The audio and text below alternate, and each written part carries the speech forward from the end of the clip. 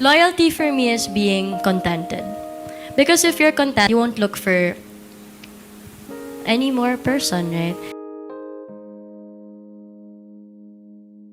Madami ang nagtatanong sa atin kung bakit November 30 inanunsyo ni Catherine Bernardo na hiwalay na sila ni Daniel Padilla. Isang malaking palaisipan ang hidden message ni Catherine sa hiwalayan nila ni Daniel. November 30 ginanap ang hiwalayan ni Catherine at Daniel kasabay ng hiwalayan nila. Araw din ito ng Andres Bonifacio Day. Napansin ng netizens na may initials na AB ito. Tugma sa AB na pangalan ni Andrea Brillantes. Hidden message ba ito ni Catherine Bernardo na pinapatamaan na si Andrea Brillantes talaga ang dahilan ng hiwalayan ng dalawa?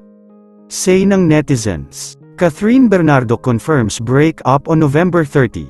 Ito naman ay Andres Bonifacio's birthday. A and B equals Andrea Brillantes. Andres Bonifacio aka Supremo ng Katipunan. Supremo is Daniel Padilla. Madami ang nag-overthink na bakit mismong November 30 pa ang napiling date ni Catherine Bernardo. Nag-overthink tuloy ang Kathniel fans. Hindi naman naiwasan ng mami ni Daniel Padilla na si Carla Estrada na magalit sa mga naglalabasan na balita patungkol sa kanyang anak. Anya ni Carla, "Fake po ito, wala akong ganitong post at hindi ako ang gumawa ng ganitong post." Amin na pong iniisa-isa ang mga accounts ng mga mapanirang tao na gumagawa ng mga ganito. Nagbigay na rin ng official statement ang management ni Catherine Bernardo at Daniel Padilla na Star Magic. Nirerespeto at nauunawaan ng ABS-CBN management at Star Magic ang naging desisyon ni Catherine Bernardo at Daniel Padilla na maghiwalay.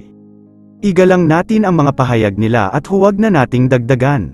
Bigyan ng ibang kahulugan. O gawan ng kwento at fake news.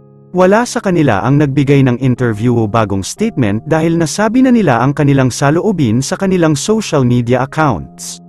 Hiling namin na galangin ang bawat isa sa kanila para makatulong sa kanilang paghilom at pag-move on. Mananatili ang taos-pusong suporta at pagmamahal ng ABS-CBN management at Star Magic kina Catherine at Daniel. Nagkataon lang ba na humarap sa November 30 ang hiwalayan ng dalawa?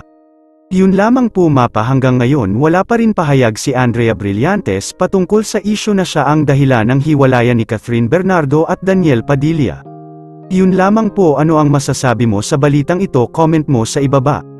Huwag kakalimutan i-like ang video na ito. Maraming salamat po sa panunood.